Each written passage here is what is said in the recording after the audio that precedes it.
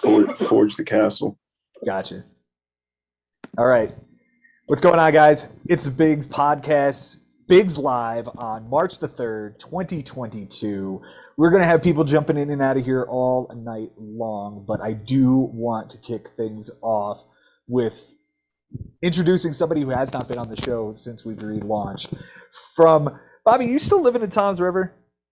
I'm actually down in Manahawkin now, but still Jersey. Damn right. Still down at the Jersey Shore, Manahawkin, New Jersey. Bobby Russo. Bob, how have you been, man?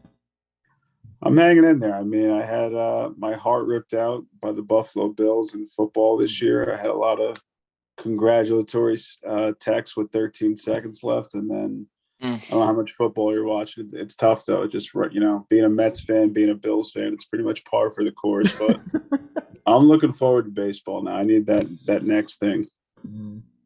As a Yankee fan, what do you think the Yankees need to do this offseason to improve the team on last year's performance? I just think we got to see who's like available and like who's suiting up to play. Seeing Brett Gardner still wants to put on the uniform if it's not with the Yankees. Seeing, what do we get out of center field this year? What do they do with Judge wanting, all this money, but he doesn't put together full seasons? Is Severino ever going to throw a ball again? There's too many questions and too many people. You're getting friendly deals with Hicks, but then you don't see him on the field. You had first base prodigies never make it. So I don't know. I mean, I'm not one of those. We need to go, buy the best available at every position and have a $300 million payroll. I just think what we got, we stay healthy. And I think you could easily win 90 games. Yeah. And as long as you hit the playoffs every single year, or you're going to give yourself a chance. I have said that no other Yankee fan would ever appear on this show but the guy to my left. Mike Haber, how are you doing tonight, sir? I'm all right, Joe. I've got some residual frustration and anger and defeat and all of the above because of MLB. But, I guess time heals everything. And the further away we get from Monday, the more I'm starting to reflect on a late start to the baseball season and I guess accept it. But yeah, I'm still pissed off. I think we all are. I think we all really just got kicked in the mouth this past week. There was a lot of optimism, whether or not that was fabricated or not, I don't know. The question, Bobby asked this right before we went live, like how much time are we looking to miss? I think honestly, I would imagine mid-April is when spring training would start, and that would put us at the end of May for a launch, which would give us roughly the 1995 season, which was 120 games or so. Ironically, the Braves won that championship that season, coming off of this championship. I do also want to say that I don't want Ben to win the Bigs anymore, because every time he wins the fucking Bigs, we have a shortened season the next year. So no more Ben winning championships. Okay? Deal. There is one thing I'm concerned about, though, and I'd like to get your input, your thoughts on this. Mike and I were talking about this off air, that there's a feeling that these players, Bob, are more compensated and better prepared for a long-term layoff than they ever have been in the past. I mean, Mike Trout came out and said, next generation of players depends on how we get this CBA right. And he's making a shit ton of money a year. They've been putting away money through the PA. What if we just miss this year as a statement? Can the sport recover from that? I feel like it's always already trending down for the younger fans. I teach sixth graders, and maybe the occasional Yankee jersey on team sports day. I feel like Yankees not even in baseball is not even in the top 3, top 4 sports apparel anymore. I see way more hockey jerseys in my school than I do baseball. So I really worry about the younger fan already not being interested, and then a layoff like that. I don't know. I actually heard I was listening to a podcast and I heard that there was a survey amongst Gen Z kids, and baseball was the number 6 sport overall. Yeah, it's got to be football, basketball, a lot of soccer, a lot of hockey, and I imagine UFC is up there too. Yeah, I maybe think it not was for like my age group, but yeah, I mean, I think it was in like the 18 MMA to or something. 35 demographic, probably. Just insane that, like, and yet this league makes money in spite of itself. It's pathetic. Like, I mean, what, $15 beers at a stadium anymore is just not that big a deal. And we can all point the finger at, oh, these greedy players want more money for themselves. Or how about the fact that the owners could just open the doors and this could be over? You could still negotiate. You could play baseball. You could start spring training. You could do something like that.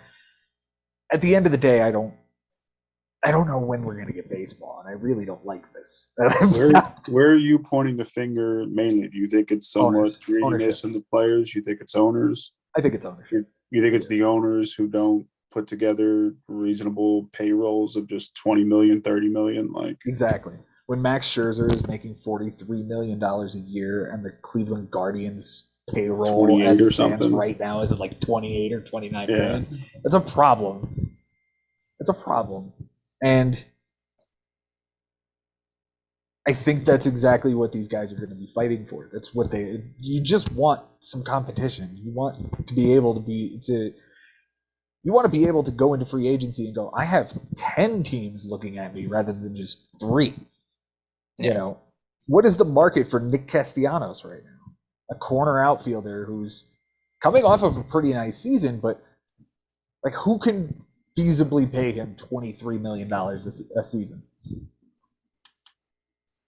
And for the length that he'll probably want. How old is he? I want to hop back on a little bit. I'm getting the Castle Forge right now, so. Well, enjoy the kiddos there, buddy. How long do you guys plan on being on for? We'll be on for a while. You got the link. All right. I'll see if I can sneak back in. All right, man. All right. Pleasure talking to you, Good John. seeing you, man. Hopefully we get together a little sooner. Yeah, absolutely. Hope so. Sounds End good. of May, though, that's very depressing if that's what you're really thinking. And that's the optimist in me. The pessimist in me says we missed the whole season.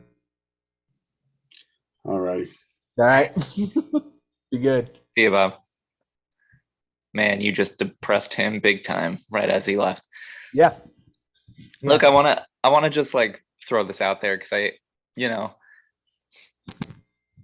I've said it through text to you, to Jason, to Ben. I think that this was all a show. Like the 10-day BS negotiation process in Jupiter, Florida was a PR circus. And that was the entire point of it. I agree with you 100%. I think this is on ownership. And I think that the players were there to negotiate and the owners were there to put on a show. To try to break the union. That's what it boils down to. Like, they're trying to break the union. They're going to try to push this so that younger players are like, we just want to go play because we don't have a whole lot of money. But that's what the PA was holding money for. They've got a large revenue of money. The first wave of checks goes out sometime soon for $5,000 to each player. Now, some guys don't need that. Right. So that saves them a little bit of money. At the end of the day, like, this is gonna be a battle. This is gonna get ugly. I said it. I mean, I also said that they were gonna have a deal done for the Super Bowl, and when that didn't happen, I'm starting to go, oh shit, here we go. Yep, here we go. Yeah, no, this is because now it's just more complicated. Like you're not only negotiating all the stuff that held you up, but you're negotiating service time. You're negotiating prorated salaries now versus again. Yeah. And we all saw how that turned out 2 years ago. Oh yeah, that was terrific. And I read an article today about Pete Alonso, and that if, let's say we start the season in May like this doesn't count towards his service time, or Right. does count towards his service, or something where it like he gets free agency a year later now. Yeah. So it screws right up his now entire. Yeah, this is exactly what I'm talking about. Pete Alonso made $555,000 last year. Yeah. $500,000. Who's a first baseman who was overpaid and really terrible last year? I guarantee you can find one. Miguel Sano. Maybe. No, Miguel Sano's not. Miguel Sano did not sign a contract. He is still. Oh, right. Yeah. Um, Joey Votto was good. he like, was good. If he was very good, but that would be a good example. What was Carlos Santana making last year? There you go. That's a good one. That is a good one. Carlos Santana made $10.5 million last year, literally 21 times what Pete Alonso made. That's what the owners are fighting for. The owners want to keep young talent as cheap as possible, as long as possible, and just keep churning it out. The Rays, the Guardians, to a lesser extent, the Mariners, the Blue Jays. How much do you think Vlad Guerrero's getting paid next year? Yeah, not much. That's the wrong Vladimir Guerrero. And Tatis. That's the Hall of Fame Vladimir Guerrero. This past season, Vladimir Guerrero made... Really? Where is it? Oh, I'll find it.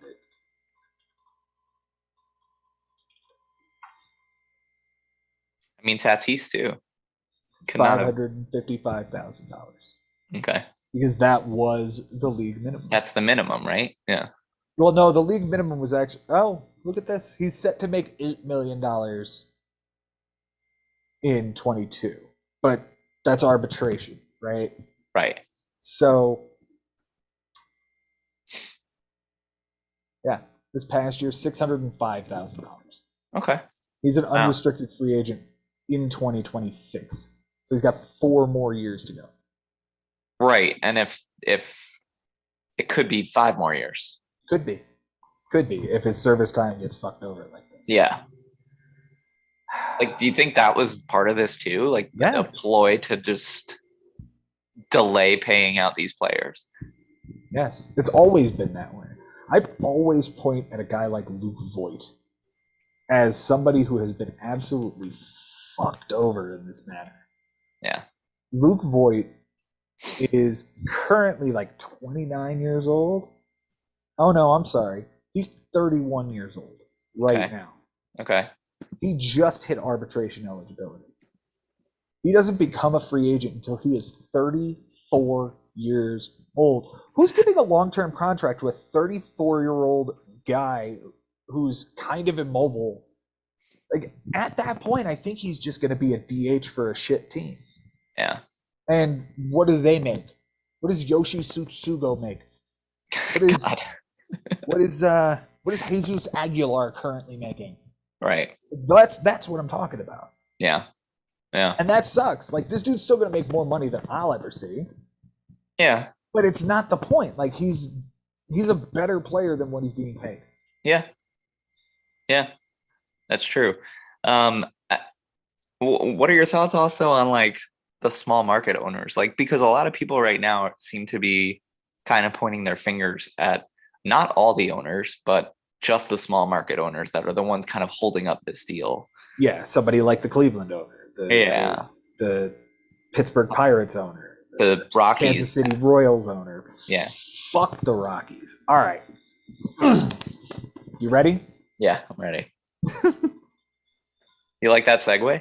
Yeah, that was a great segue. I have to find it. Okay. But when I do, I will. Oh wait, here's the D-backs thing. I have that too, but no, the Rockies thing is the thing that we're gonna do. Right? Yeah, because that owner is a piece of shit. Yes, this owner is a piece of garbage, and he's like hired an entire like panel full of I guess, yes men, because nobody knows how to turn a prospect into anything. I went back to 2000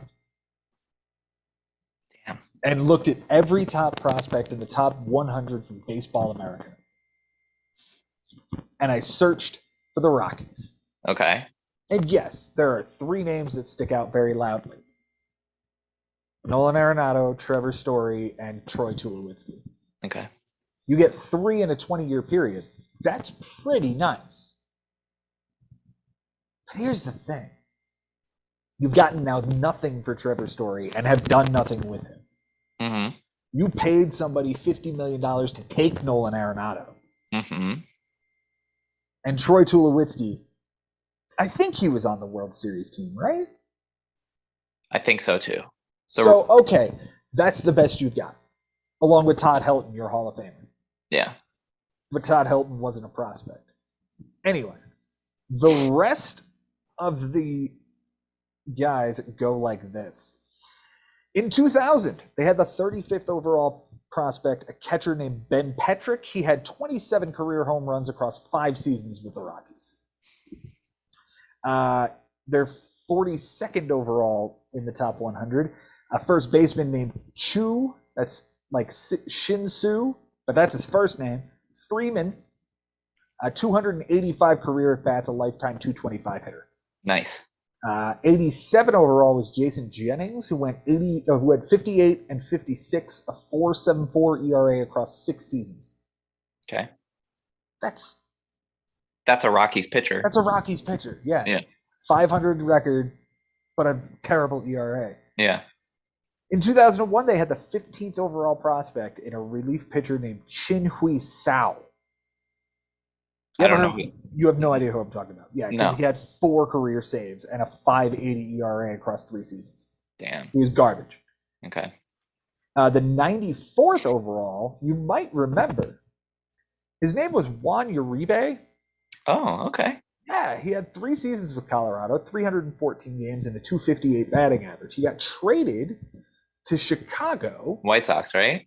Exactly, for a guy named Aaron Miles in 2003. Okay. Do you remember what happened in 2005? The White Sox The White Sox won the World won Series. the World Series. And like Yeah. Juan Uribe is a huge part of that. Yeah. Yeah. Okay. Wow. Go figure. Come, Mr. DJ. So you I'm have on a your Yeah, you have a prospect, and you trade him away, and he helps win another team the World Series, and you just like have to laugh at that. Yeah. 2002, they had the 61st overall prospect. That's still that reliever Chin Hui Sao. They had the number 100 overall. That was a guy by the name of Jack Cust. He had 65 at bats for Colorado, and then he was traded in 2003 for Chris Richard, a pitcher from Baltimore, who never saw the majors. Cool. All right. Good work. 2003, they have the 41st overall prospect in Aaron Cook, who spent 10 years with them, a 72 and 68 record, 4.53 ERA, and just over 1,300 innings. You got another guy. Innings. Yeah. That's it. And then the number 93 overall prospect is that reliever guy that I've talked about now for 3 straight years. How long are these guys going to be top prospects? Right. In 2004, oh, by the way, they only had 2 of the top 100 in 2002 and 2003, and one of them was the same guy. So they really only had 3 in 2 years. And when did that reliever actually break into the majors? Great question.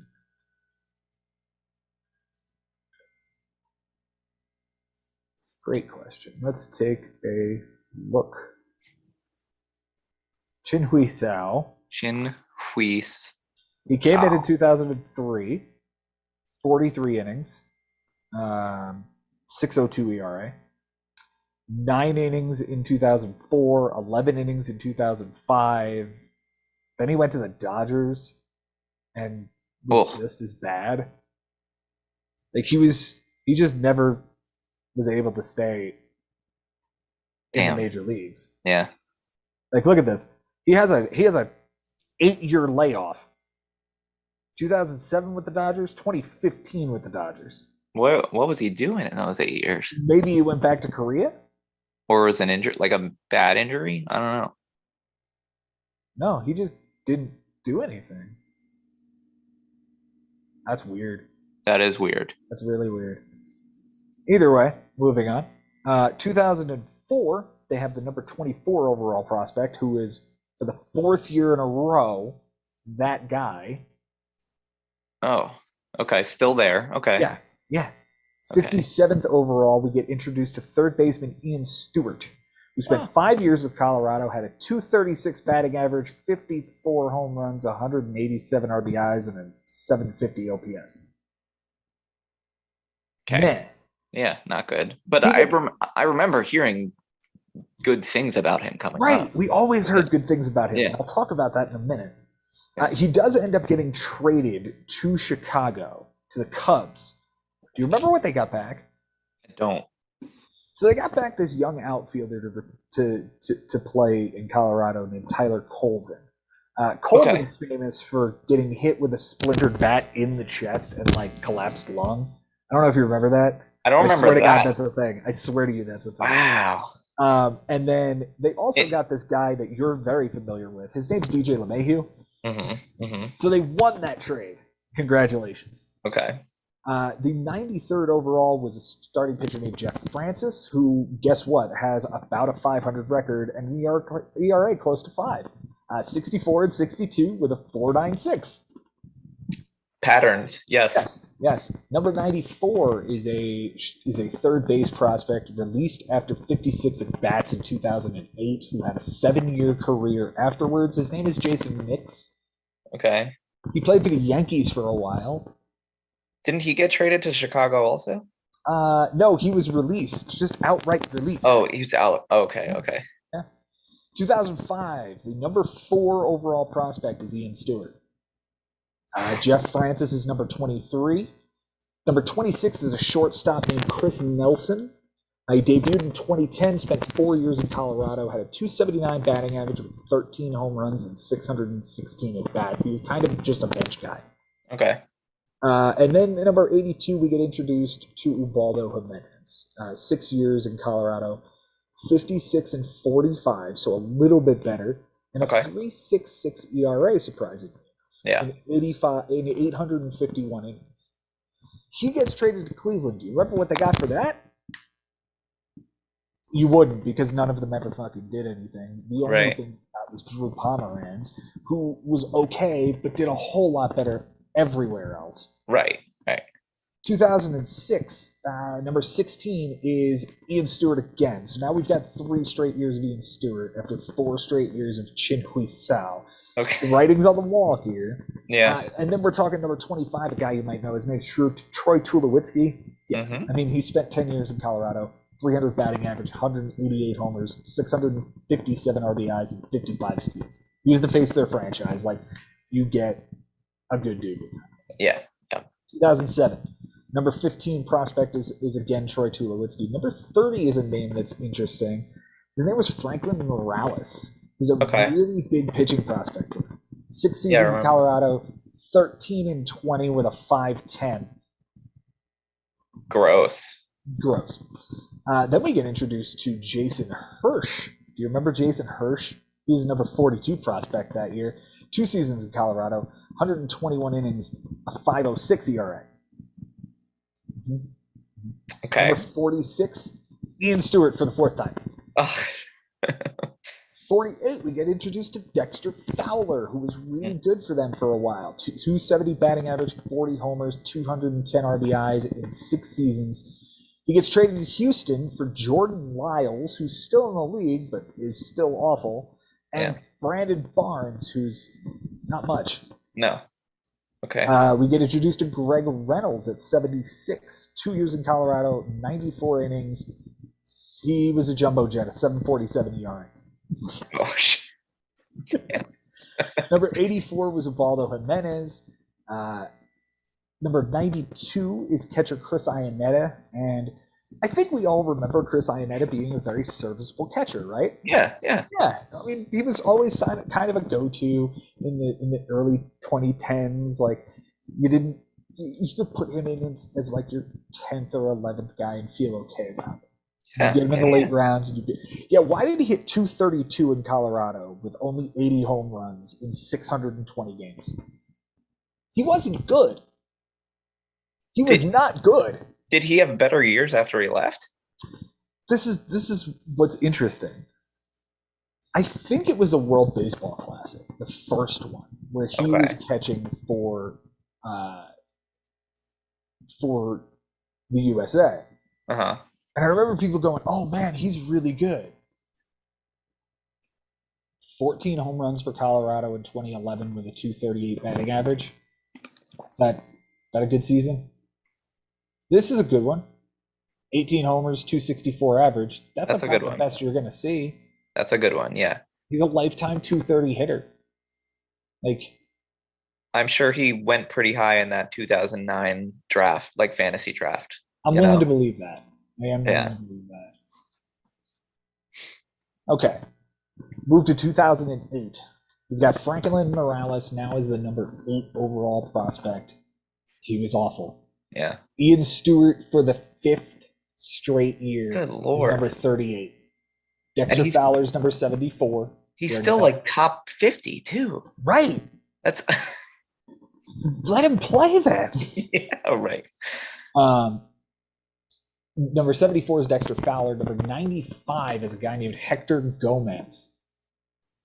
He had 6 at-bats for them and then was claimed off of waivers by Milwaukee, and I think that's all we ever saw of him. Okay, all right. I've never heard of him, so. I'm sorry. He has a combined 153 at-bats lifetime. Okay. Is a 183 hitter. Does have 1 home run and 8 RBIs. Most of that with Milwaukee in 2015. Most of his 1 home run came. Most of his 7 RBIs.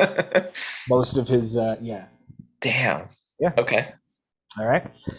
Number 98 is Greg Reynolds. We talked about him as well. He was the jumbo jet. Yeah. 2009, number 15 overall is Dexter Fowler. That's the 3rd year in a row we've seen him now. Julius Chassin is number 46. 7 years in Colorado. Losing record of 41-50, but a 3.83 ERA, which I found interesting. But where did he go after that, and how did he do? Because after that, he went to Arizona, Atlanta, LA, San Diego, Milwaukee, Boston, Atlanta, and now back to Colorado again. And in that time, amassed 716 innings with an ERA of 4.32. It's serviceable. But I don't think that's what we're going to see out of him again. I mean, he put up 64 innings for Colorado this year with a 4.34 as a 33. Yeah, well, when you got nothing else, I mean. Yeah. And then number 95, we get introduced to a gentleman by the name of Christian Friedrich. This was supposed to be the pitching savior. I remember this name. Okay. This was like the number 2 or 3 overall pick in a draft. Okay. And this was supposed to be like the guy who's going to change Colorado. 3 years there, 5-16 with a 5.81 ERA. Nice. Mm-hmm. Nice. 2010, we get introduced to Tyler Matzik. You might know him from the 2021 Braves championship team. Yeah. These guys drafted him 2 years in Colorado, 8-12 with a 4.06. All out of the bullpen, right? They didn't. He wasn't a starter coming out, was he? I think he might have been, actually. Let's see. Yeah, he started 19 games in 2014. Went 6-11 with a 4.05. Okay. Yeah. All right. Yeah. Well, he's successful now. So yeah, he had to go to independent ball to figure shit out. But yeah. Christian Friedrich checks in as the number 33, and then Julius Chassin as 71. Joining us at this moment, Brian Levo. How's it going, Brian? Wait for it. Please don't die. Hey, Brian. What's up, dude? How's it going? Living the dream, man. I Yeah? fucking hate the MLB like everyone else, but Yeah? besides that, I'm super do you fucking think- pissed, man. When do you think we see baseball? I don't know, man. I haven't read. I read some stuff this morning. Some players are like, we got to get this done or else we're letting ourselves down. But that didn't really fill me with a whole lot of positive thoughts. I don't know, man. 2-3 weeks, maybe at least. What are you thinking? I think mid-April, or I think mid-April is where spring training starts, Oh fuck. which would put us at the end of May. Yeah, so they'll do like 4 to For a 6 weeks start of time. training, right? Yeah. Oh my god. Yeah. So it would put us toward the end of May for an actual start time, which would give us about a 1995-ish season of 100 or so games. So we get fisted for COVID. Mm-hmm. We get a half normal season last year where stadiums didn't even get filled till half the season. Mm-hmm. And now rich guys are arguing about money with other fucking rich guys. Sure. That's one way of looking at it. I'm just being salty, man. I just want to watch Dude, baseball. It's I pissing me do off. too. I do too. And it's the optimist in me says that this will get done sometime in March or April, and we'll see them in late May for the start of the season. The pessimist in me is talking about just what you said, is that, yeah, back in 1994 when the players went on strike, it was, it's millionaires and billionaires. But, like, this guy was making, like, $2 million, and that guy had, like, $1 billion. Yeah. Now we're talking about people who are getting paid $400 million over the course of a 12-year contract in Mike Trout. And Right. Max Scherzer now getting $43 million a season. And from Steve Cohen, who's worth, I don't know, umpteen bajillion dollars. Like, he's worth all the money. Is that what Scherzer breaks down to? That kind of $43 million a year? $43.33 million a year for 3 That's years. stupid money. So he's making like 1.5 mil every time he steps onto the bump. Pretty much. And he's losing like $280,000 every game that's canceled or whatever. Oh my god. His game checks are like stupid money. So he's losing like $250,000 every game that they miss. Yeah. That's insanity. Jeez. What does that break down to? So 43, 3 divided by 162. Yeah, it's $267,500 per game. That's disgusting. To sit there and And watch mind him you- eat sunflower seeds. And Yeah, he and mind you- only pitches once every. So really then, So really, He let's takes, say he starts 30 games, right? That's a normal season, or 32 games is a normal season. That's $1.35 million per start. for 2 hours, dude. Hang on. Let's say he throws 100 pitches every game. That's $13,500 per pitch. So if he pitches a perfect game and pitches a 3-hour game, what does that break down to hourly salary? All right, so that's the daily of what 1.3, and now you want me to divide it by the number of hours he works? Please. 3 hours. That is $451,388 an hour. It's a little better than me. Now, Yeah, he's we're definitely having so much fun with this, right? Let's do the exact same thing with Pete Alonso and what Pete Alonso made last season, because we can argue that Pete Alonso was a pretty damn good player, right? Absolutely. $555,000 is what Pete Alonso made last year. His game check was $3,425.93. Wow. That Scherzer check of like a $1.35 million to $3,400. What's Stupid. the difference? What's the difference between Max Scherzer and Pete Alonso? Max Scherzer signed a contract. Pete Alonso is still under his rookie deal. Right. And the owners When are is he- fighting. When is he a free agent? After the 2025 season. Shit, so he still has another couple seasons. Exactly. And he's got another couple of seasons of being really cheap comparatively, even in arbitration, that Vlad Guerrero is going into right now. Vlad Guerrero is going to make $8 million next year, roughly. Is he worth more than $8 million a season? He's worth more than $16 million a season. He's worth more than $24 million a season. Oh, yeah, right? Yeah. Like, that's what we're fighting. That's what they're fighting for here. And I know they have true shit that they're fighting about, but me being pissy about not watching baseball, to me, it's rich guys arguing with rich guys about money. I know that's not truly what it is, all of it. But it's like, come on, motherfuckers, you guys are playing a fucking kids baseball game every day. Figure it out and get the fuck out there. Yeah. That's it. Yeah. And that's where this sits. I mean, that's really what we're looking at. And like, and for players, like players that are being vocal on Twitter, like it's appreciated, but at the same time, if you're gonna say like, this is for the fans, this is all for the like, sorry, what is this negotiation? Nobody's doing anything for the fans right now. Yeah, it's not about the fans. Say something like the that? Owners are. Go ahead. And Trout. Mm-hmm. Yeah, owners are doing it for their own financial interest and the safety of their investment long term. Players are doing this for themselves and for the generation that comes after them. Right. Well, how That's about it. There's no room for guys like us. There's no room for the fans.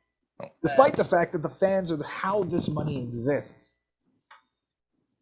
I was going to say, thing, like, what if we got a seat at the table? oh, nice, a fan seat at the table. I kind of like that. Right? It's our money. What if we say how we want it delegated? We're the ones buying those $12 beers. Mm-hmm. I told you my idea to end the lockout, Joe. What's that? Televise the negotiations. Yes. All right. Or it's even simpler than that. Every owner now owes their entire fan base an explanation as to why this is happening. You are locking the players out. You are making it so that we cannot see baseball. You owe it to your fan base to say why it is that you weren't good with what the players were proposing and you couldn't come to a deal. You owe that to your fan base. Yeah. Will a single one of them do it? No, because it's not in their best interest. They'll release some PR statement, and that'll be the end of it. Mm-hmm. And especially after the last two seasons. I'm sure, I mean, I know I was fired up about a real normal season this year. Mm-hmm. And once again, here we are. Here we are. We're back to this. We're back to talking about will they or won't they? And in 2020, at least there was, like, in 2020, there was something to point to. Look, there's this fucking outbreak, right? Okay. Nobody's fault. Let's get on with this. But now it's like we have to start looking at this sport as a whole and wonder what is best for the game going forward, and how do we support something that has treated us as fans this way? Yeah, it's true. Because in 1994 we lost an entire season. There was no World Series. They just stopped playing in July. Well, I think part of the fear here is that if the owners lift the lockout, the players are going to strike. And I think that's the fear here, is that like the longer that the owners hold this lockout down, they have the leverage and they hold all the power. And once they lift it, players can strike and suddenly the power shifts. Mm-hmm. Right. But it's kind of difficult to strike from, say, somebody you're not even like, you can't sign with anybody. Somebody like Freddie Freeman or Nick Castellanos, who are like, whatever, I'll just, Yeah, it's been a nice career. I think it's interesting, though. Nick Castellanos became a free agent this year. You remember when he signed that deal with the Reds, he had this opt-out. Yeah. And he was even asked about it in the press conference. Like, why did you put in this opt-out if you want to be here in Cincinnati long term? And he literally just took the microphone and moved it over to Scott Boras. That's amazing. Doesn't it now kind of make sense? I mean, look at how many Boras clients are free agents this year, Yeah. right? Like, Oh, I didn't even think about that. Yeah. it's kind of Oh, interesting. shit. Yeah, That is he's a really smart interesting. guy. We all know I mean, Boras. look, Garrett Yeah, Cole's not a animal. free agent this year, but Garrett Cole also just got a $300 million contract, right? Yeah. Like, I'm gonna look up the list of Scott Boras clients. Hey, Lebo, while Joe's doing that, how do you feel about the Cards going into this year? Like, I guess just to talk some positive baseball talk. I don't know. I mean, of course, I'm always jazzed at the beginning of the year, like, oh, we're gonna win a ring this year, you know. I feel like we have some more pieces to put in there, but I mean, I don't know.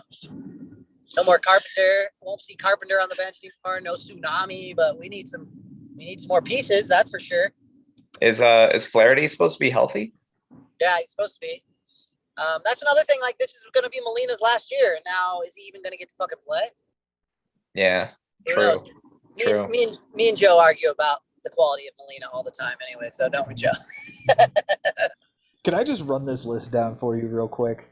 Is this the Boris players? This is the Boras players. All right. Juan Soto still on a rookie deal, can't do anything with it. Max Scherzer, largest fucking contract ever for individual years. Bryce Harper, $300 million guy in Philly. Corey Seager just signed $300 million in fucking Texas. Holy shit. Xander Bogaerts. Oh, remember, he signed a $200 million extension in Boston. Chris Bryant, free agent. Garrett Cole, $300 million from the Yankees. Cody Bellinger, still on a rookie deal. JD Martinez, big deal from the Red Sox, and he didn't opt out. He opted in. Right. So maybe he just wanted to stay there. Carlos Rodon, free agent. Julio Urias, still on a rookie deal. Jose Altuve, enormous deal from Houston. Anthony Rendon, enormous deal from the Angels. Joey Gallo, about to be a free agent at the end of this year. Okay. Steven Strasburg, enormous deal from the Nationals. Hyun-Jin Ryu, big deal from Toronto. Lance McCullers, still on a rookie deal. Rhys Hoskins, still on a rookie deal. Mike Moustakas, probably washed. Like, let's be real. Yeah. Yeah. But he got the big deal from Cincinnati. Yeah. Sean Manaea is still on a rookie deal. Josh Bell, I think, is still on a rookie deal. Michael Conforto is a free agent currently. Jose Iglesias is whatever. Jackie Bradley is whatever. Trevor Rosenthal's whatever. Like, now we're just running into, like, dudes who are signed with him. Zach Britton got a big deal from the Yankees for a reliever. Dallas Keuchel, for what it's worth, has done really well. Yeah. Yeah. You say Kikuchi's a free agent. Mike's best friend, Eric Hosmer, got a big deal from San Diego. Fuck that guy. Jake Arrieta is a client. Like, there you go. That's a big group of guys right there. Interesting, though. I mean, you're seeing either a $300 million contract, a free agent, or a rookie. Or a rookie deal. Yeah. Like, that is exactly the churning out that he gets. Oh, you're really good as a young kid? Let me scoop you up. Juan Soto's a $500 million 3 years from now. Yeah. Right. Exactly. That's going to be the biggest contract in the history of baseball. Yeah, it's got to break Mike Trout, who currently old. And yeah, I would assume rightfully so. Mike Trout contract. Let's see. $426.5 million. Stupid. Okay. Yep. So Soto will get 450.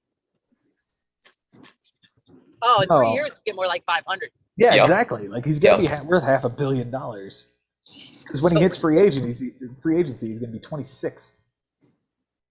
And like, if the Nationals wanted to do this, if the Nationals wanted to lock him up, you do it now, and you just like make it a 15-year contract. He's 22 years old. Like, God. Yeah. Yep. Yeah. Oh, I'm sorry. He's 23 now. So this will be his age 23 season. You make a 15-year deal for $500 million. Hey, that's still only 30. Hang on, that's still only 33 and a third a year. It is $10 million less than what Max Scherzer's making. That's crazy. Oh man. What is Scherzer's deal 10 years? No. Fuck Dude. no. He's 36. That's what I was Dude. saying. How many years is his deal? 3. Oh, it's Oh, three. it's 3. Okay. Yeah, it's a 3-year deal for $130 million. Because I forgot how much the deal was, and I'm just Yeah. because I knew he was old. I'm like, I hope they didn't give this guy this much money for like 6 years or some shit. No. It's a 3-year deal, 43 to third, and I think he even has an option like after the second season. And like, I'd be highly surprised if he's Max Scherzer for all 3 years. yeah, He only needs to be Max Scherzer for 1. True. Because if he's Max Scherzer and Jacob deGrom is Jacob deGrom, we're True. going very, very far. Did you like that Marcus Stroman comment ripping on your Mets? Saying No, how he was so happy that he was out of New York and all this shit. whatever. Like, go, Yeah, exactly. go get your money. Go get your money in Chicago. Like, go be bad with Schwindel, and hey, don't talk about Schwindel. he's the only guy there. It's him and Hayward. Like, come on. Hayward, are you calling Hayward a guy? I'm calling Hayward a guy because he's a guy. That's when you know when you're struggling if Hayward's listed on your top players. Yeah, that's a bad day. I mean, When- Wilson Contreras, Ian Happ, Patrick Wisdom. 14 last year. Yeah, Oh my goodness, he's only right field eligible this year. he won't be on a fantasy team, or he may be on Ben's. What happened? I feel like Contreras might end up not a Cub after this season too. Yeah, I could see that. Well, he's a free agent at the end of the year. Oh, is So he? they're He's a probably free going to agent. trade. Yeah, I mean, Yeah, you would they'll trade him imagine he'd before get the traded. I wouldn't be surprised if they traded him when they open up the league again. That'll be a fun week though. He'll be busy. Dude, Free agent. that's going to be friendly. insanity. Yeah. That's going to be like us coming on here and going, okay, so all of these things happened. Let's just talk about them. And Yep. then we come back the next week. All of these things happened. I mean, it was pretty insane right before the break, right? Yeah. The mad dash right before the lockout. It's crazy. You want to So do a we- draft, Mike? We can draft. All right, let's draft, and Levo can discuss the draft as he drives home. Yeah, you guys draft because I'm getting hailed on, so I won't be able to draft. But I'll Oh listen. my God, really? Weather out here is crazy, man. I live in the Pacific Northwest, man. It's like bipolar as hell. It was 45 degrees Sunday. Last Sunday, I'm out cleaning all the after snow crap up, right? The mess that is your yard after the winter. The next day, 12 degrees and blizzarding. I'm like, dude, I don't know what to do here. Do I put my jacket away? Do I not? Damn. It's crazy up here, man. Mhm. Crazy. But what are you gonna do? All right, Mike, let's jump into the first 12-teamer after the ones that are about to go up. So like 6 minutes from now. There's one called Grand Salami. I see it. Okay, jump in there. Oh, you guys are jumping on with another bunch of dudes. All right, cool. Yeah. My hope was that, a bunch of people would get in here and we could all draft together. I'm in. Let's see. So when is our draft is pushed back to like the first weekend in April now, right? I mean, Right now, tentatively, yeah. but at some point Well, it's just going to be For now. Yeah. Then it'll be the end of April. Exactly. just like Ben did in 2020. Like you said it, Such and then bullshit. keep moving it. Yeah, It's bullshit. it is. I mean, I should be watching spring training games at work here anytime, and now I'm doing nothing. yeah.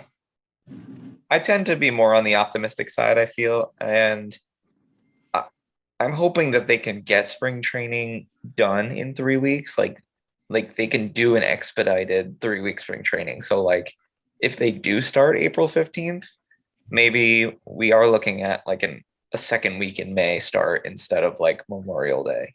Like that's the optimist in me. But You think players will be okay with only a 3-week spring training though? I mean, obviously it's going to affect pitchers more than anyone, but I do think that these guys are working out now Right. and like physically preparing as much as they can. I don't know. So this is going to be another season where at the start of the season, when you're setting your teams and all that good stuff, this short spring training might come into play. Those kinds of things are going to affect all of our plays again, like it did in the COVID season. Yeah. Yeah. The first month, everyone's going to be kind of scabby.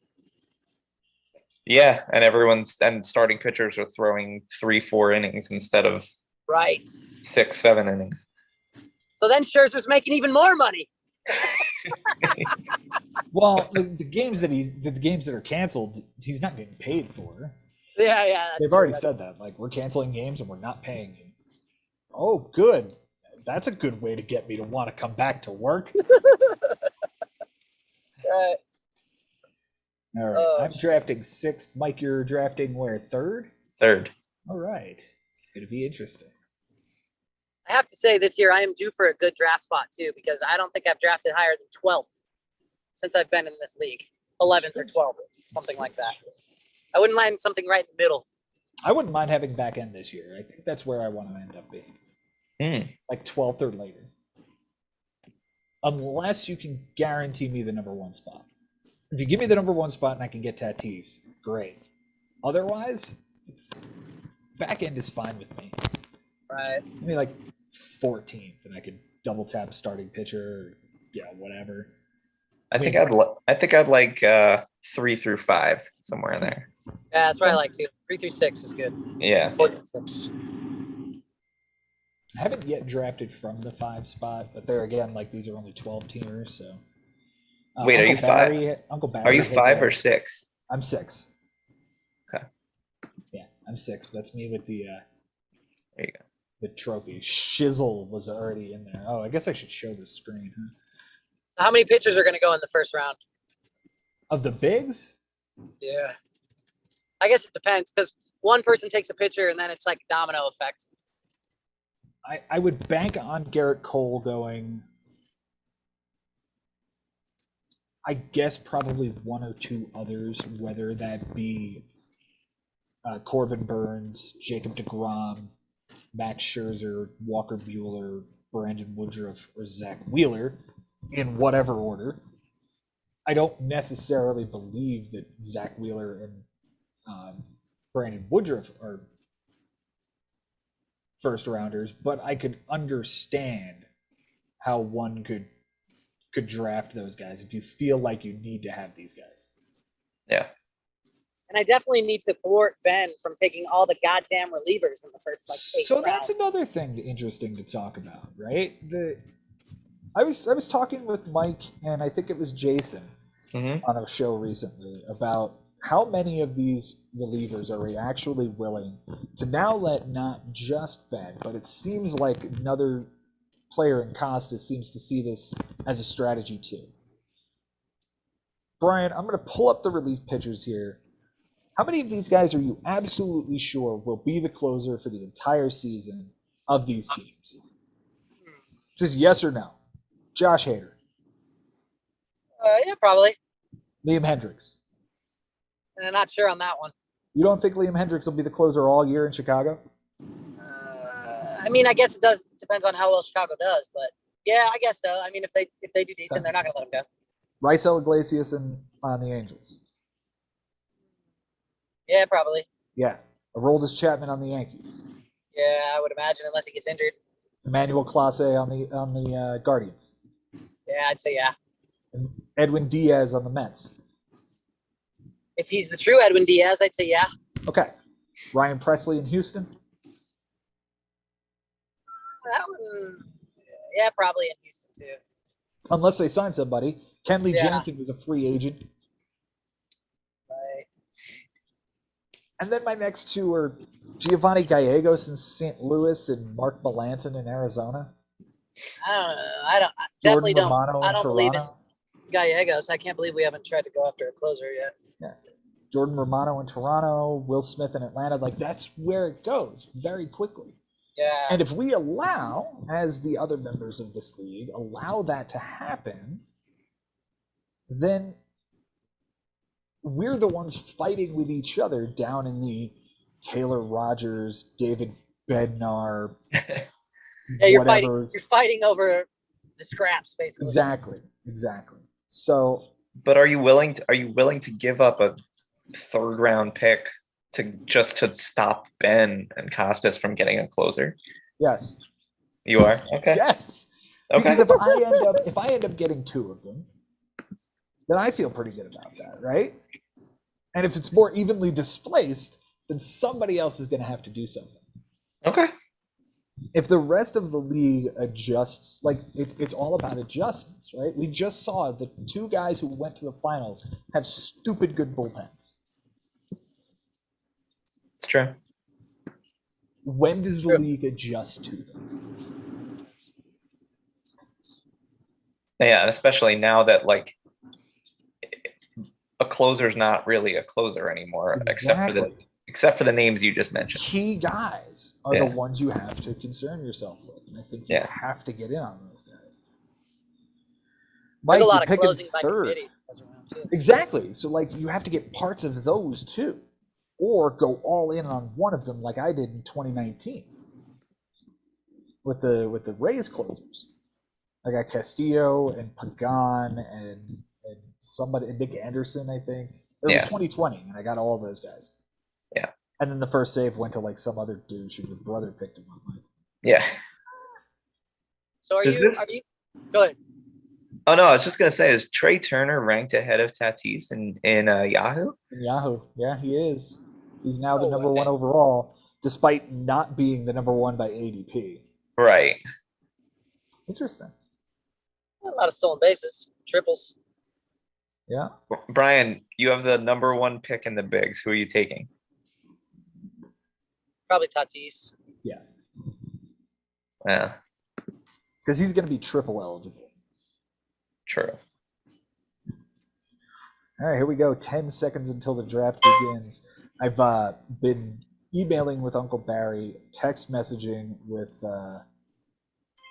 James McCloskey, so we might see some more people pop in here. Is Barry playing this year? I thought he was out. I have no idea. I don't have the answer to that question. So how excited are you about the Mets? Is this the most excited you've been about their season for a while, Joe? I was pretty excited in 2006. I was pretty excited in 2007. Did I just get Tatis at the 3rd overall pick? Yeah, you did. Solid. Because Vlad went number 1. Okay. I mean, look, I can't fault anybody who's going to take Vlad number 1, but, you know, good for you, buddy. Thank I you. almost thought I was about to get Juan Soto at 5. That was close. This is, or 6 rather. So this is an interesting spot. I think I'm going to do Jose Ramirez and see where this takes me. Dude, if I can get Tatis at 3. I don't see a way he falls beyond 2. He doesn't go 1. He has to go 2. Right. Yeah, I don't think there's a way on this planet that he's not going. And Jason has him at number 7 at shortstop.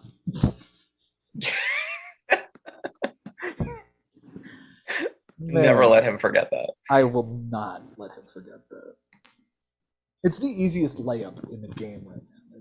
Fernando Tatis is the best player in baseball right now. Yeah, and I think Juan Soto is a close second. Yeah, only because he doesn't steal. Right. Right. He doesn't steal. But he gets on base at just a stupid rate. Yeah. I'd be very happy. Like, But I'd people be taking- thrilled. People taking Trey Turner over Juan Soto doesn't make a lot of sense to me, but That just means I don't think they've done a lot of research. only They're thing just you're following, getting- oh, Yahoo has him number 1. I'll take him. What Yeah. you're getting there is better strikeout rate and a better batting average. But fewer Where do you guys have? walks, Where fewer do you guys have homers. Trout this year? I mean, right now we're looking at this draft, and Mike Trout still isn't drafted. We're at pick number 15. That's Holy into the shit! first That's round of the crazy draft. when that happens. Right? He's been 1 for like as long as I can remember. Yeah, we're hitting the back end of the round 1 for the bigs, and he's still on the board. yep. Number 16 right now. So if you're telling me that I could get Mike Trout at the end of round 1, Mike, yeah, I think I'm pretty happy with that. Especially Yeah, if I turn around and then pair it with Jacob DeGrom. True. Right? You know, I can't remember who I If got you're gonna last give year. me I got 16, someone pretty 17, solid. and I At the have end. Mike Trout and Jacob DeGrom. Fuck it, let's go. Yeah, you have the best hitter and the best pitcher in baseball. Exactly. All I have is injury risk. If you ended up with that with 12th pick, that is just ridiculous. If I did it with the 16th in the bigs, Oh my god. I'm getting Mike Trout at 19 right now. Are you kidding me right now? I'm pairing Mike Trout and Jose Ramirez. Wow. Trout at 19. And DeGrom's still there. You guys are drafting with 12-year-olds right now. I'm sorry. That's silly. A little bit, yeah. I mean, A little bit. in their defense, Starling Marte went before Mike Trout. Oh god. Rafael Devers went before Mike Trout. Oh, okay. Oh, I love that sound. I need to hear that sound real soon. Did you get Ozzy Albies? No, I got Jacob. Oh, you got deGrom. Jacob DeGrom. Yeah. So I Jacob just got deGrom. Tatis and DeGrom. Yeah, that's pretty Solid sick. start. Pretty good start, yeah. Yeah. And you're going to turn around and get something else here in round 3. But what's his name already offered you a trade? Who, Costas? All right, so Or Frank? Frank. Is it really? We're only doing 6 trades this year? well, yeah, now that the season's shortened, yeah. Yeah, that's Oh what I man, saw. Yordan Alvarez just went off the board. That would have been a great dude to pair. That, I Tatis was is- eyeing him, yeah. All right, gents. I'm pulling into my house. All right, dude. I Thanks might for pop showing back up. on. I'm not sure. Kind of depends on what my kids are up to. But if not, No doubt. I enjoyed just talking baseball. I can't wait to get back into this shit. It was nice just to even talk to you guys. Absolutely, man. Because that makes me feel like the Bigs is right around the corner and I'm fucking ready. Let's go. Let's go. All right, gentlemen. I'll talk to you soon. All right, be All good. right. Have a good night, Brian. Later, dudes. So you can double tap pitcher with former Met Zach Wheeler. I tend to like it. I'm looking at Shane Bieber here, but I'm also looking at Tim Anderson, Marcus Semien, and Matt Olson. What do you have so far? Oh, you got Ramirez and Trout. Ramirez and Trout, and that's it.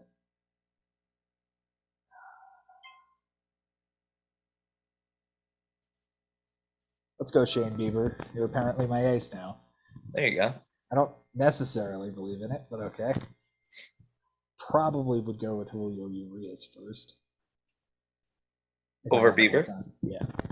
Yeah. Better team. Yeah. Much better team. Yeah.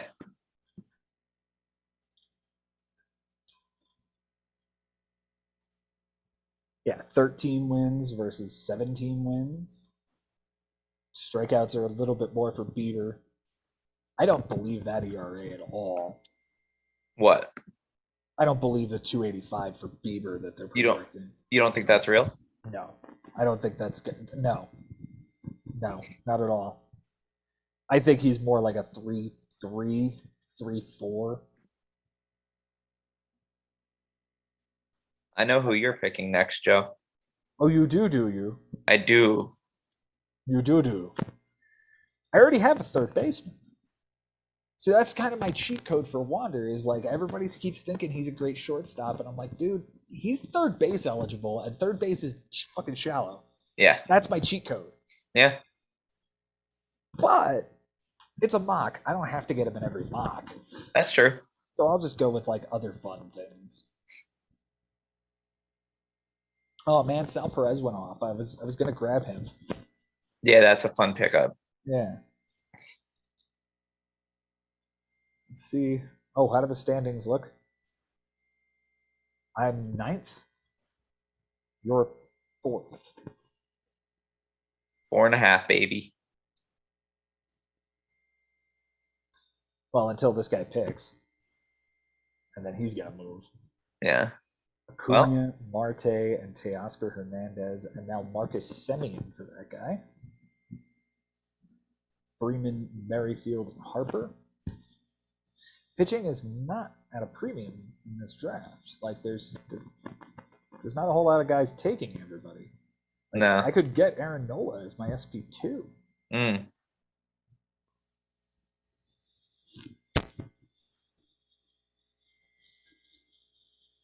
Or your man Sandy.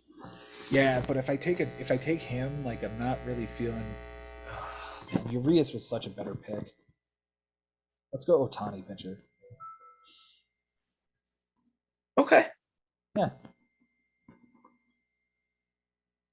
Why not? There Ah, goes Wander right in front of you. damn. You wanted so badly to have him, didn't you? I did.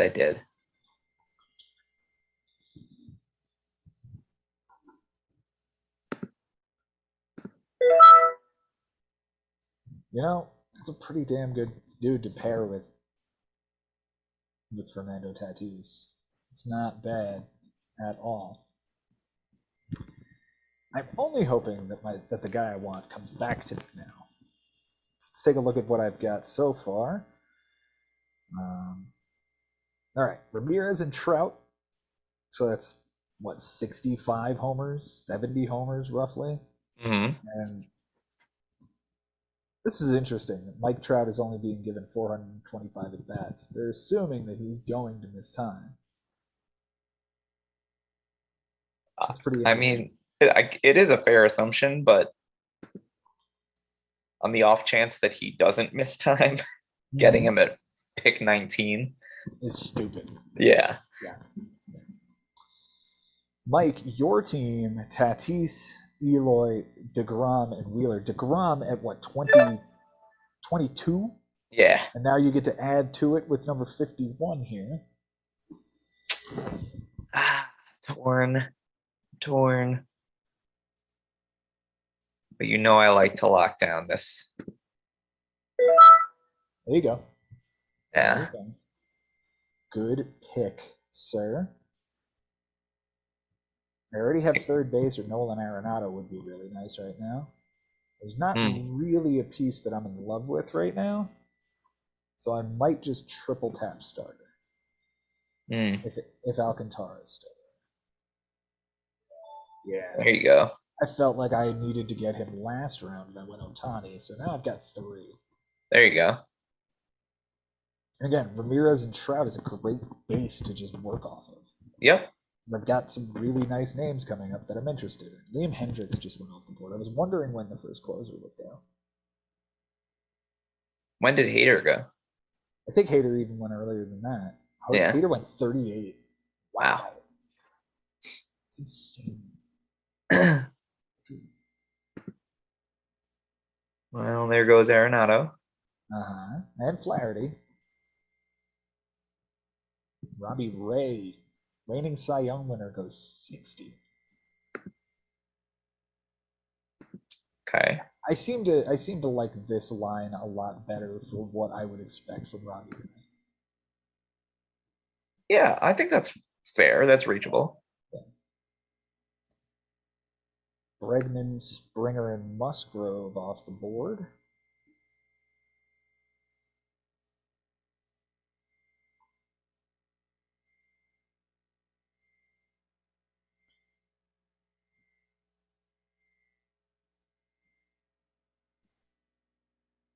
Oh, this guy finally drafted a pitcher in Chris Sale last time by.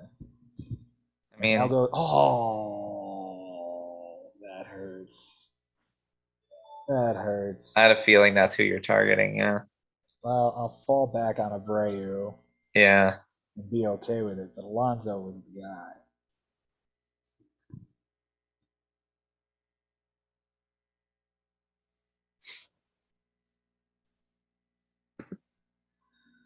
Oh. All right, 3 pitchers, 3 hitters, no closers yet. Oh, here comes Mike with his next pick. I bet you didn't like to see. Well, you've already got Tatis, so it doesn't matter. Yeah.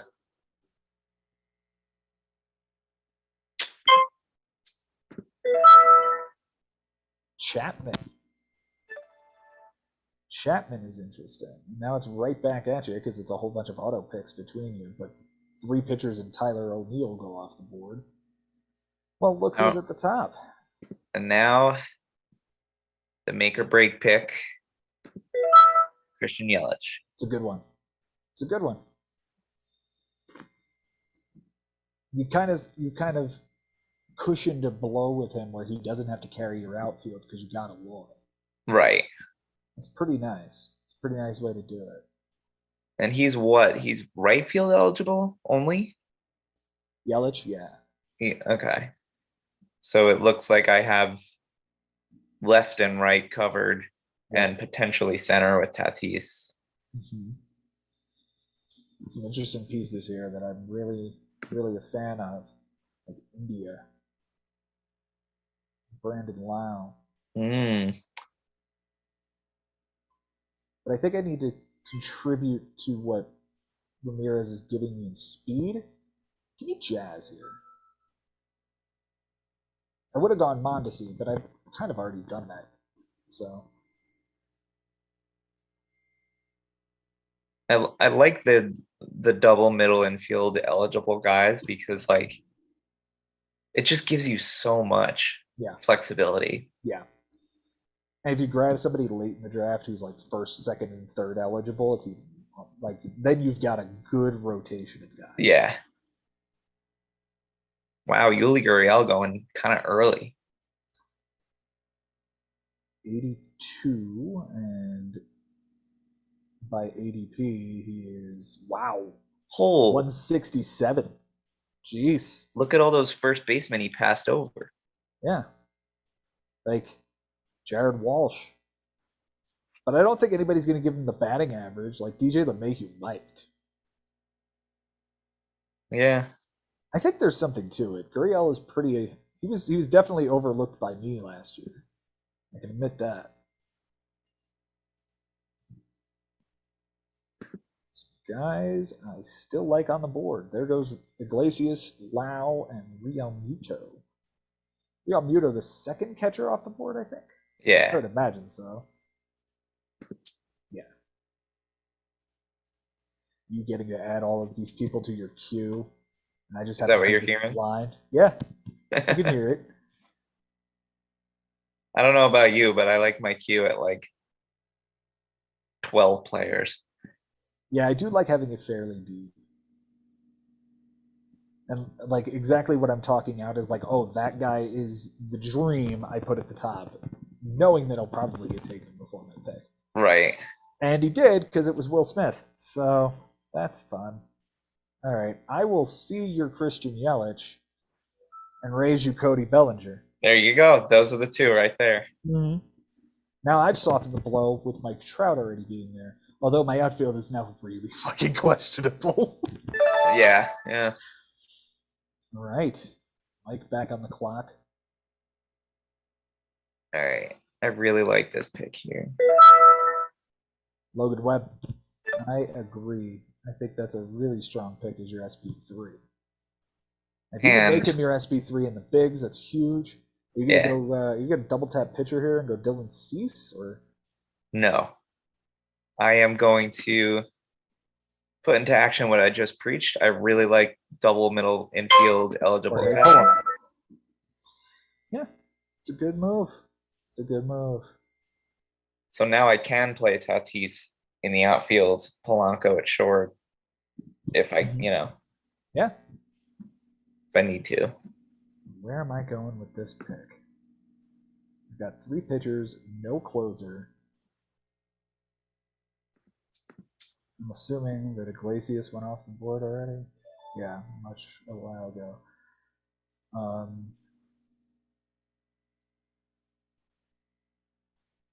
Then I've got to grab Clase. Class A move. Yeah, I would have liked to grab Franmil here and finish up my outfield. Yeah. But outfield is going to be okay. Closer's just going to dry up soon. Yeah. And at 102, I feel pretty good about taking this guy. Yeah.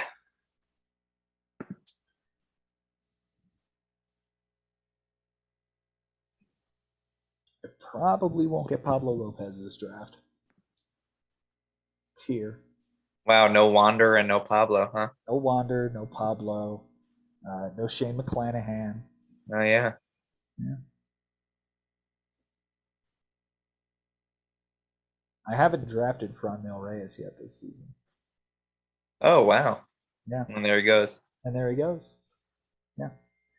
I do not have him on any of the 5 teams I've already drafted. Holy shit, dude. I'll show them to you here when we're done.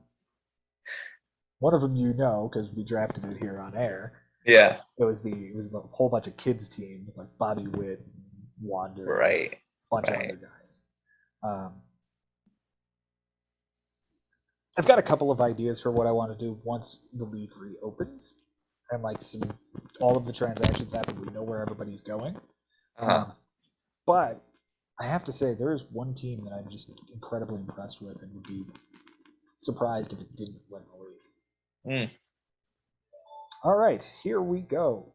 Now, still good on shortstop for a while. I feel like I'm okay there. I think I need another starter. Is Blake Snell worth it here? Or is it Pablo? Is it McClanahan? Is it Gallen? I like the guys I can get next round. Let's go Giovanni Gallegos and double up on closer. All right. You got a double tap here. Let's see what's going on with you. Yeah, you've got your 3 pitchers, 5 offensive players, pretty much similar to how I have it, other than you took a shortstop and I took a third baseman in the first round. Chris Bassett just like. I know. I was going to do it, but I wasn't going to do it to you. I mean, you can get Pablo. He's kind of equivalent, right?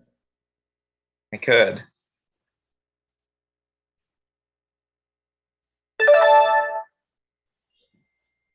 Goes Muncy. Yeah. Huh.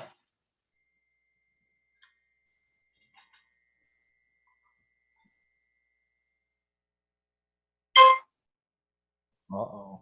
I'm gonna do this. Schwarber. Schwarber. The backup first baseman. Pablo just went, Mm-hmm. as did McClanahan.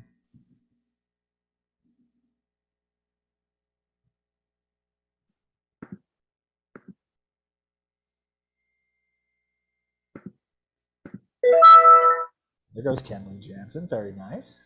Very nice.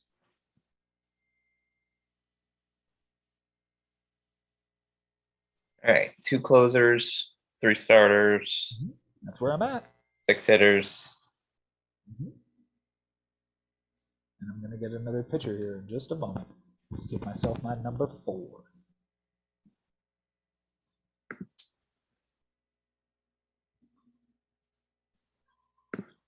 Oh, he's already gone. Oh, I'm so sad. Who are you gonna get? Verlander. Oh yeah. Okay. There's the other one. There he is. Yep.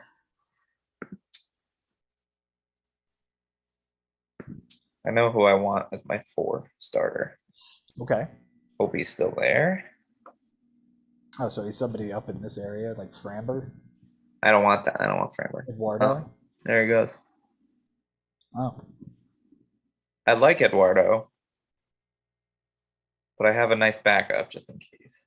I know you're in on the Evaldi. Yes. Yeah. Yep. Because I think the Red Sox are great this year. Really? Again, yeah. You think they go and add something? Yes. Okay. I think they're all in. Wow, Garrett Whitlock going 130. I mean, we've said this before, but I would not be surprised if Craig Kimbrell went to Boston. He could. He could. He's been there before. He Yeah. could end up in San Diego where he's been before. He could, yeah. I mean, any one of a number of teams could come calling to Chicago and go, all right, we'll give you a couple of prospects. Or Yeah. what if it's Miami and they're like, we'll give you Pablo Lopez? I mean, Miami could afford it, right? Right? They totally could. It's not like they're going to win anytime soon. They're not, and they're in a great position to trade some of those pitchers for some win now guys, possibly. Right. And Pablo, like I've said in the pitcher show, like he's shown some red flags. Yeah. And that concerns me. Yeah. Pitchers flying off the board here as things come to me.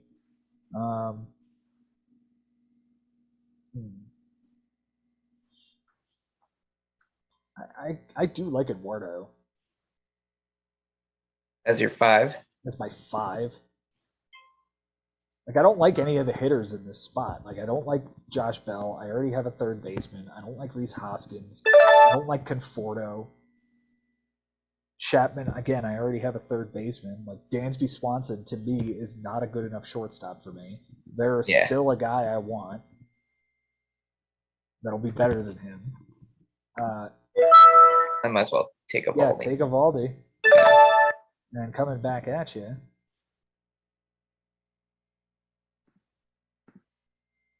All right. Oh, where are we gonna go from here? Yeah. After the Evaldi pick for your 4.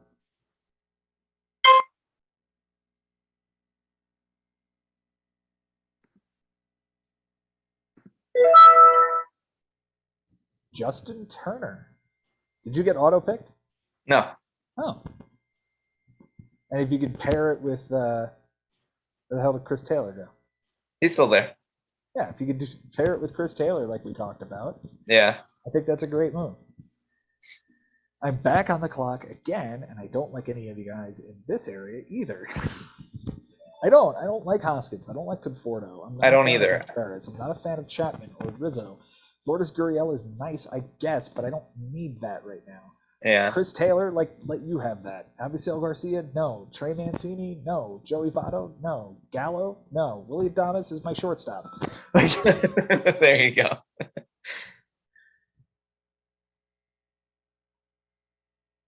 Nice. I mean, realistically, that's kind of the last guy. Look what's Yeah. left is short. Yeah. I think Brendan Rodgers could have a nice season. Okay. I think he's a nice sleeper at the position. Okay. I would just as soon take Brandon Crawford. At least then I know what I'm getting. Yeah, true. Chris Taylor just went. Damn, that sucks. Okay. I mean, it would have been a long way to go back. Yeah.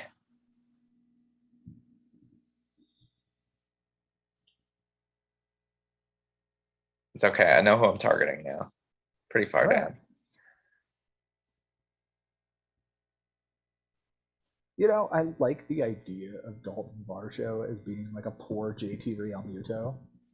Mm-hmm. Like, I mean, at this point, what do you have to lose with the catcher position? right. I mean, it's round 14, and like, I'm apparently going to finish in last place. Are you? Allegedly. I have the I mean- fewest runs, third to the bottom in homers, second to the bottom in RBIs, middle of the pack in stolen bases, last in batting average, apparently, Really? with Mike Trout and Jose Abreu. And, well, Ramirez is a 260 hitter. Jazz Chisholm, who knows? Willie Adames is like a 250, 260 hitter. Cody Bellinger, who knows? Like, Yeah. this is a team of a lot of question marks. Just glad it's a mock. I would not draft this realistically.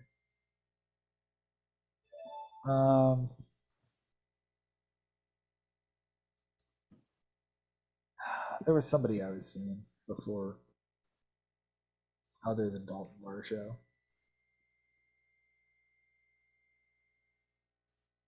Let's see if Jared Kelenick's got it.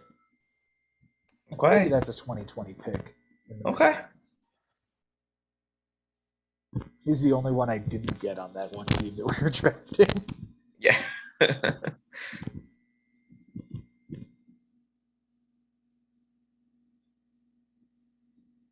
All right, Mike. What does your team look like now? Goldschmidt, Polanco, Turner, Tatis, Eloy, Yelich, and Schwarber. DeGrom, Wheeler, Chapman, Jansen, Webb, and O'Connor. And now it's your pick again. All right. Here's my platoon third baseman now. Okay. Ty France and Justin Turner. You know what? That's pretty solid. That is pretty solid. Yeah. And what are you going to do here with 171? Is this going to be SP5? It's either SP5 or RP3, but I think it's SP5. And you know how I feel about him. There he is. There he is, that man, Ranger Suarez. You know, if he does have this 3.20 ERA in him, like, that's a huge pick. Yeah. With David Bednar, who would have been an RP3. All right. I've got a bunch of dudes who only play one position. I don't have any versatility at all, and there's not really anybody versatile coming up. What does that mean? we fall back to pitcher. And who's the best pitcher on the board, in my opinion? Well, that would be Aaron Zavala. Wow. I'm shocked a little bit. I mean, Yeah, I don't necessarily see anybody up there I would have taken above him. yeah. I mean, I didn't get a real good chance to take a look at relievers. Maybe I would have taken Kimbrel, but when you're only given 30 seconds. Yeah. But I mean, here, I'm pairing up Bieber and Savale. Yeah. And Clase. Yeah. That's a lot of that's a lot of wins for me, and that's a lot of saves for him, and games where the Guardians do well. I've got Ramirez on the team as well. This is the Guardians team. Those three are what I did last year. I had Ramirez, Savale, and Clase. My success was it lied in the Guardians' hands. What is Ahmed Rosario's like? Oh, you- 240. Holy shit, he's free. You really like Guardians, huh? Well, here's the thing. If like this is a smart way to play it, why not just play it out and see how it goes? Yeah.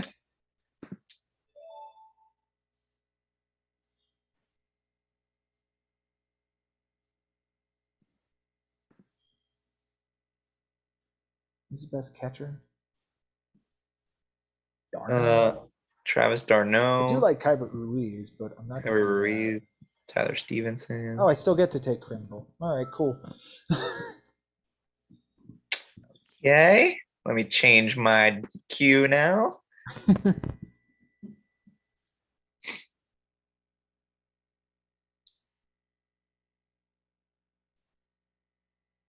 This is where the bullpens really just fall apart here. Yeah, yeah. And in the bigs, this is where the bullpen basically gets started. Yeah, yeah. You know, we're talking about going like down, like Cole Sulser will be drafted. Josh Stallman was drafted last year. Oh yeah. Like Craig Stammen might be a thing unless he's injured.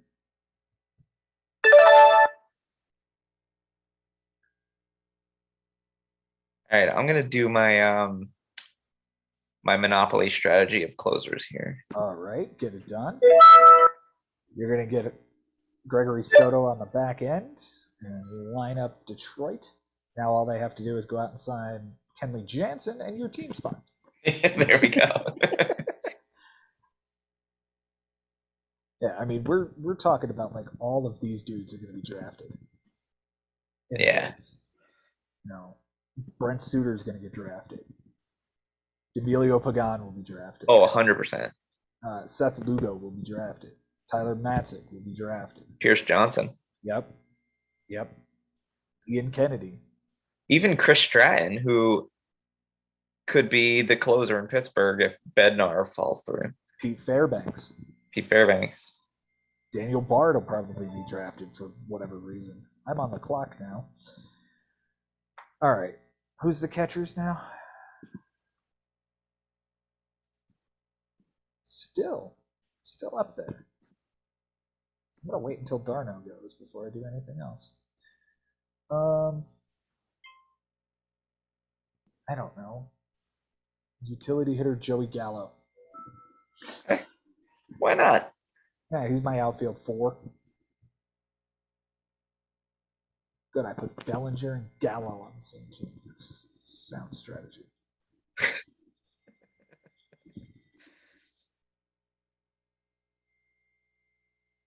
Okay, there went Christian Vasquez as a catcher. Yeah, all right.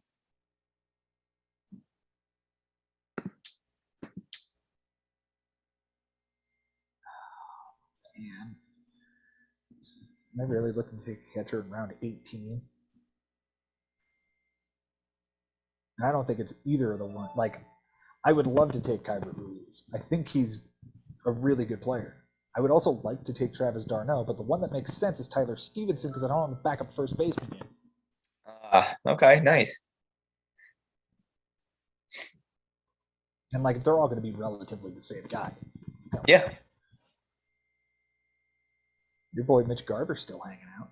he is hanging out, but I like some other options better. What do you think of Kyber Ruiz? I'm gonna pick him if he's still there. In one pick. Yeah. Nice. I mean, I could probably wait for the turnaround. Yeah, but- you could probably get him on the back end of the night. Or Yeah. I just don't love a lot of some of these other names that are up here. I mean, here I could do this actually. Let's draft there you go, Josh Donaldson. Now you've got a real third base platoon. Yeah. And now I can grab Ruiz here. There you go. That finishes up your offense. Yeah. And a third base platoon of Turner, France, and Donaldson. Yeah. Killer. I'm into that.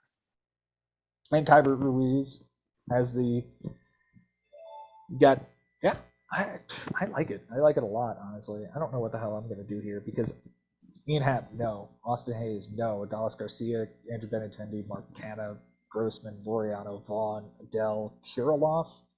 I've already got both of those positions covered. McKenzie, Blackman, Hendricks. I'm not seeing anyone I even want to draft. So I'm just going to let the clock run out. Or I'll take the Brewers guy. I don't know. Okay. He backs me up at second, third, and short. So I hate Give this you a little draft. I hate this team. Now I'm just gonna play. Let's play sleepers. Let's play sleepers. Let's play sleepers. Let's see how far down before I. Okay. You gonna draft Brady Singer? I don't hate the idea of streaming Brady Singer early on and seeing how he does, but I would not draft him unless it's like the very end of the Bigs draft. What did we say is wrong with Kenta Maeda again? Is he like out for the whole season? Yeah, I think he's gone for the season. Okay.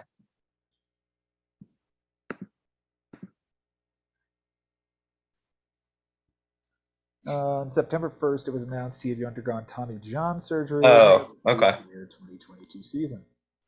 Okay. Eliezer Hernandez is a name.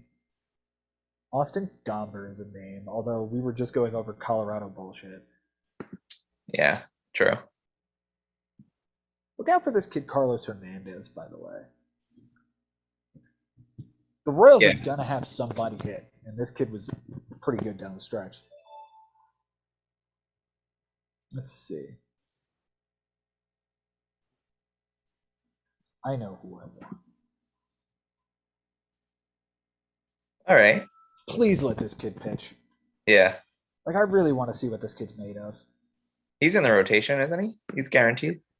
I don't see how he's not. Yeah. McClanahan, Baz, Him, M, Kluber, Kluber. and Yarbrough. Yeah. Kluber doesn't really seem to fit the Rays formula, but neither did Rich Hill. Yeah, that's true. That's true. And that worked. So I don't hate it. It's another guy that in the bigs, I could see picking him up late in the draft, but you know you're not going to get more than 120 innings out of the guy. Yeah. All right. What am I looking at here?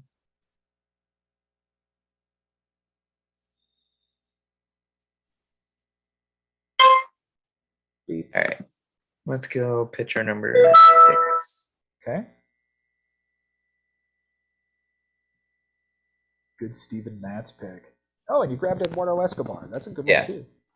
It's a good, like, all-around dude. I feel like he's going to go off in the middle rounds of the bigs, and somebody's going to snag him to be, like, a second baseman when he's going to play third and be more productive than a second baseman, you would think. Yeah. This late, anyway. Yeah. All right, now on to my next sleeper pick here.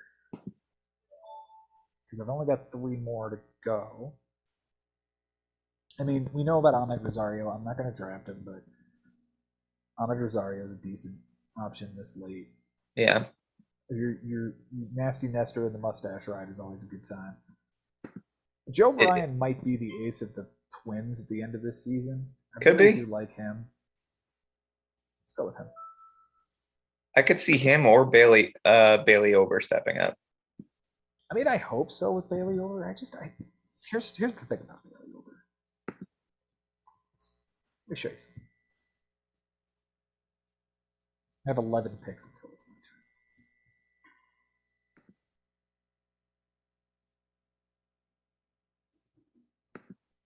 And now it's down to 7 because holy shit. What'd you take? I didn't take anyone. Oh, that's right. I have to pick again before you do. Yeah.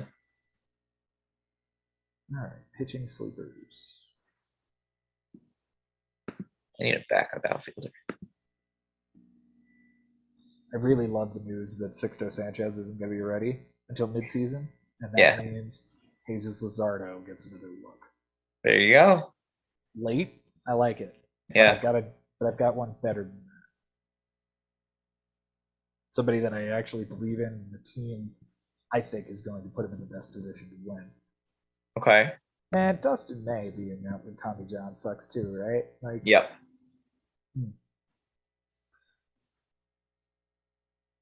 Dune Danning. Dune Danning's still out there. Are you gonna go Alex Cobb? I am not going to go Alex Cobb, but I do like that as well. Yeah, I know how you feel about him. No, let's go Josiah Gray. Okay. The other half of the Scherzer Trey Turner trade. I mean, one half was Kuiper Ruiz. The other half was this guy. I think these two are the future of this team. And yeah, I'll totally give that a shot. Yeah. Now let's go much, much further down. Let's find somebody deep. Hey, look, Dietrich Enns. He's pitching in Korea. Oh, cool. Yeah. Hey, Cole Sulser was just drafted. Oh, look at that.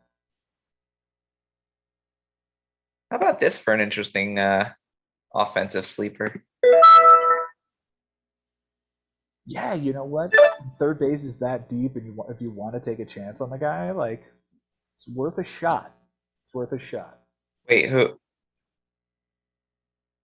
Eddie Rosario?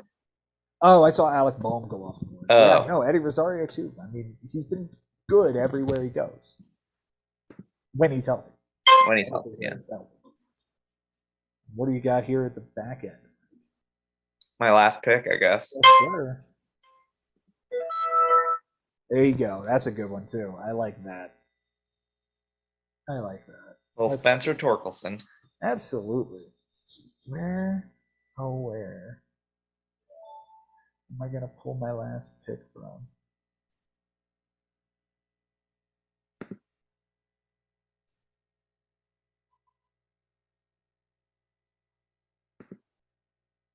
Dylan Bundy. Patrick Corbin. I got 10 seconds.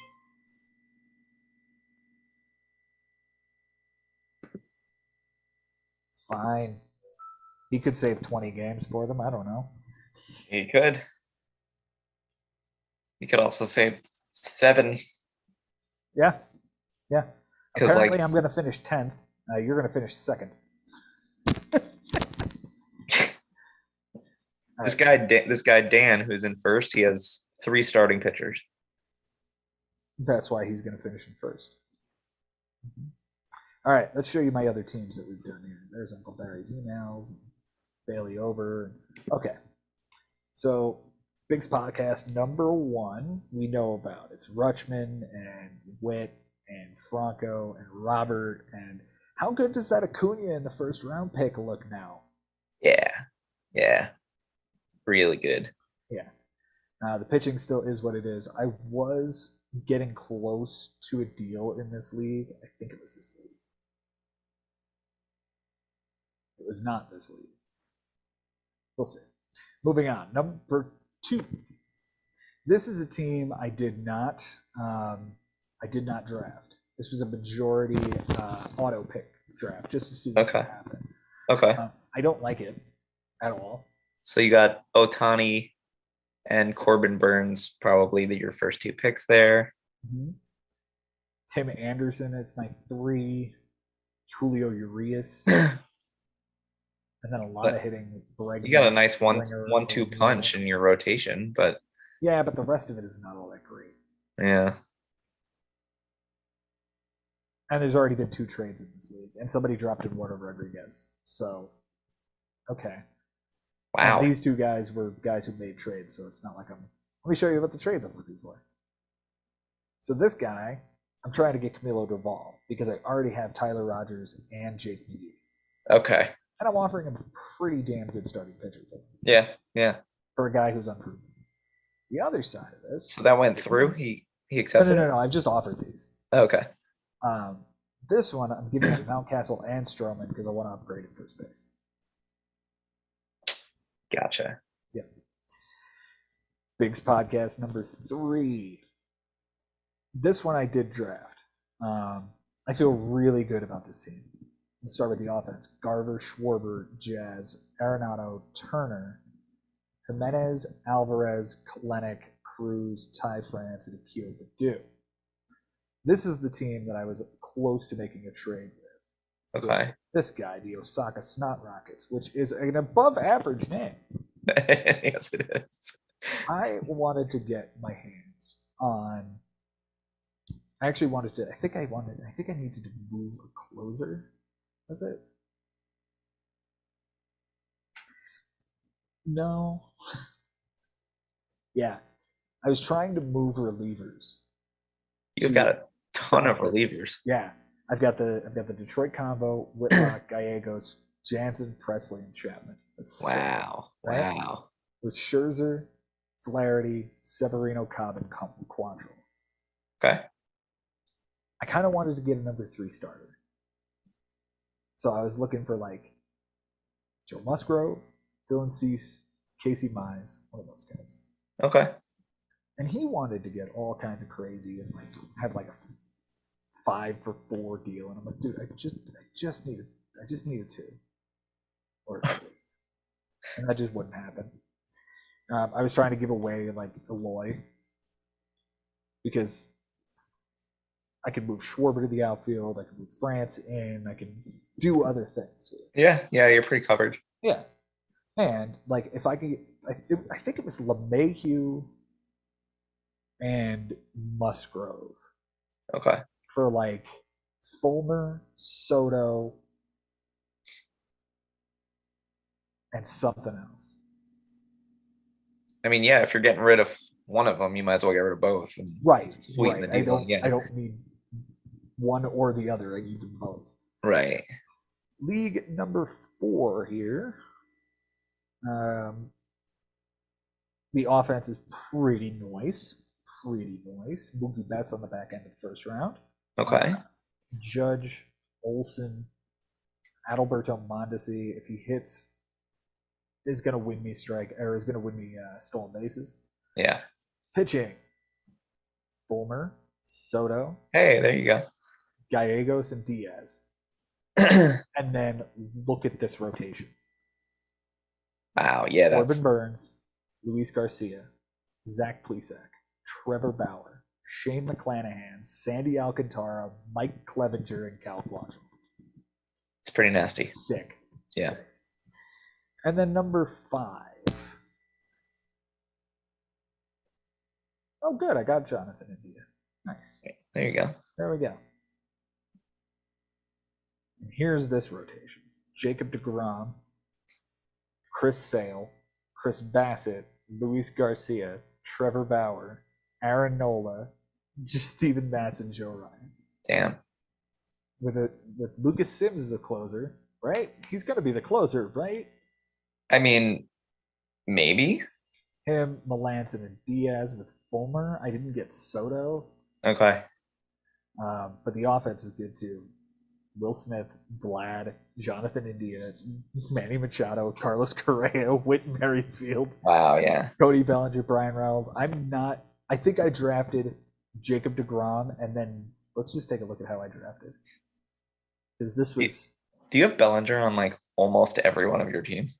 It's pretty interesting, right? Like that seems to be the guy who's falling to me all the time, where I think I'm getting good value. All right. Yeah. Guerrero and deGrom were 1-2 for me. Machado, Merrifield, Nola, Sale, Correa. I balanced this team really well. Yes. Yeah. Yeah. I like it. Very nice. All Alright. right. Well, are we gonna get anybody else on here? Is nobody else going to join us? It's highly disappointing. I probably need to run out soon anyway because I got to teach young children tomorrow. Oh, that's right. You have children to teach in the morning. Well, let's not hold you up. Thank you guys so much for being here. Thank you, Mike, for being here with us. Yeah, of course. No, it's great. I you know what? It feels good to vent, get some of that stuff off of our chest a little Hell bit. yeah. About, Hell yeah. and it's always fun. It's always fun.